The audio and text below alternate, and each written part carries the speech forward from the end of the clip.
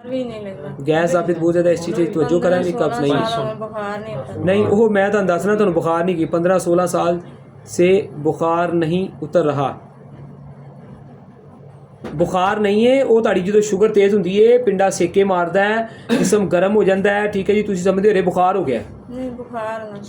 ना मैं मेरी गल सुनो यही गल तो समझा रहे जे कान होना वो जिगर की वजह तो जिगर ठंडा होया पिया कम नहीं करता पिया एक्टिव नहीं है ठीक है मिजाज तुहाडा दिल वाला खुश्की गर्मी वाला चल रहा है तो जिगर बिल्कुल सुस्त पै जाता और शुगर खुद दिमाग की मर्ज हैगी ठीक है जी तो लेकिन जो तुहानू बुखार रहिंदा है वो जो शुगर इंसान की इन्नी पुरानी हो जाए वो जिगर की रतूबत सफरा बहुत ज़्यादा हो जिसम सेके मारदा है हीट छड्डदा है जो भी शुगर तेज़ हो लेकिन जो जिसम बहुत ज़्यादा तपदा है असीं समझने बुखार है असीं बुखार दी दवाइयां ला के जो जिसम तपेगा तो थर्मामीटर लावांगे बुखार तो आना ही उहदे विच लेकिन उहदे च असीं शुगर कंट्रोल करनी जिदों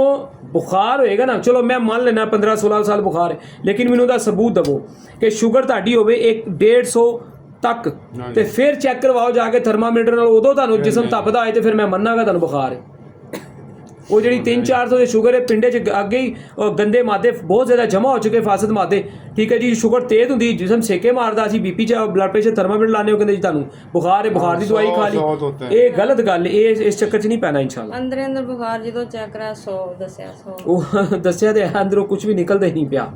खून किन्ना गाढ़ा तो काला हो चुका है उन्होंने साफ कोई नहीं करता पिया अखा किनियां इर्द गिर्द कालियां हो चुकी हैं होंठ हर चीज़ तो अंदरों अंदाज़ा करो कि जिसम की खून की किन्नी मत वजीगी कि उन नाखूनां दे विच साफ रैड खून नज़र आना होंदा लेकिन वो